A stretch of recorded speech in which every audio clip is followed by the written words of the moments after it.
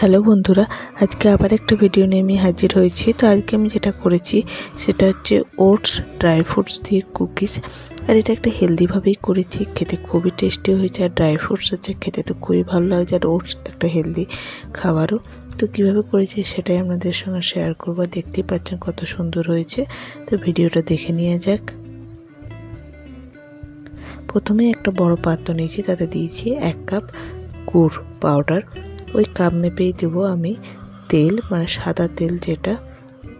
আপনারা চাইলে ঘি বা বাটার ইউজ করতে পারেন। তো আজকে আমি ঘি বাটার ইউজ করছি না, তেল দিয়ে করে দেখছি। কড়া দিয়ে ভালো করে গুড়ের সঙ্গে তেলটাকে মিশিয়ে নেব। তো অল্প একটু মিশিয়ে নেবার পর আমি এটাকে আলাদা করে দেবো। দিয়ে একটা কাপ নেব, তাতে দেবো 2 চামচ জল।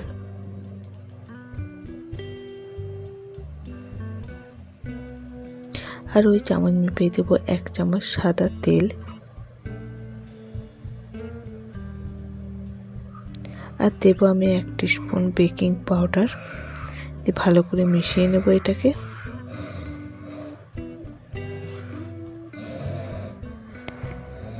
দিয়ে মিশ্রণটাকে আমি তেল আর গুড়ের যে মিশ্রণটা তার মধ্যে দিয়ে ভালো করে, এটা 5 মিনিট থেকে 7 মিনিট টাইম লাগবে এই তেলটা পুরোপুরি গুড়ের সাথে মিশিয়ে নিতে।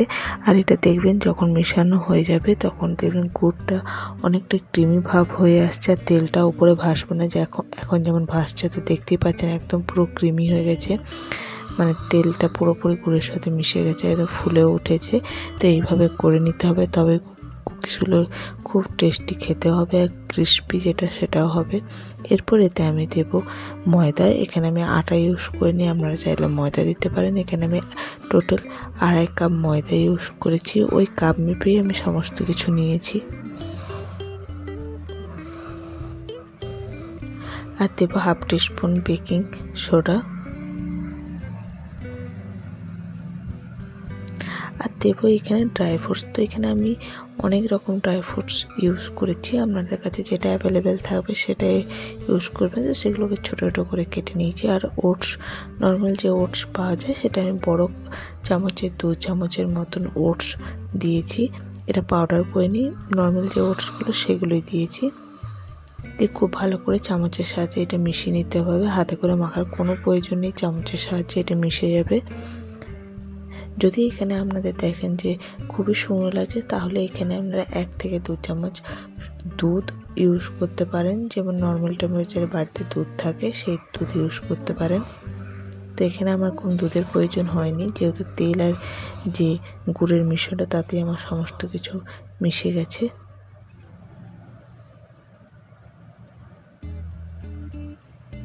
তো দেখতেই পাচ্ছেন এইভাবে মিশে যাবে। একটু ঝরঝরে এখন লাগছে, কিন্তু এটা আমি যখন ফ্রিজে রেখে দেবো একদম ঠিকঠাক সেট হয়ে যাবে কুকিজ তৈরি করার জন্য। তো এটাকে আমি 1/2 ঘন্টা রেখে দেবো ফ্রিজে ঢাকা দিয়ে।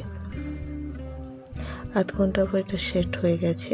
তো আমি প্রথমে ইডলি মেকারে কিছুটা কুকিজ করবো, আর কিছুটা যেমন কড়াইয়ে করি সেইভাবে। তো আমি অল্প যেটা পেপারে বুলিয়ে দিয়েছি, সেই পেপারটা আমি ইডলি মেকারের মধ্যে দিয়ে দিয়েছি। এবার কুকিজ করে নেবো, যেমন গোল গোল করে ছোটো ছোটো করি সেইভাবে করে নেব। আপনারা চাইলে চৌকো করতে পারেন, আর যতটা বড় ইচ্ছে মতন আমরা করতে পারেন। তো আমি মিডিয়াম সাইজ করছি কুকিজগুলো।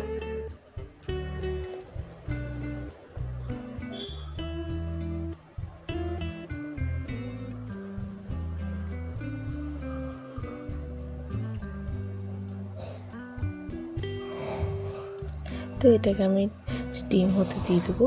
আর অন্যদিকে কড়াইয়ে যে থালাতে আমি করেছি কুকিজগুলো, সেগুলো হয়ে গেছে। তো কত সুন্দর দেখতেই পাচ্ছেন। তো এইভাবে আপনারাও করে নিতে পারেন।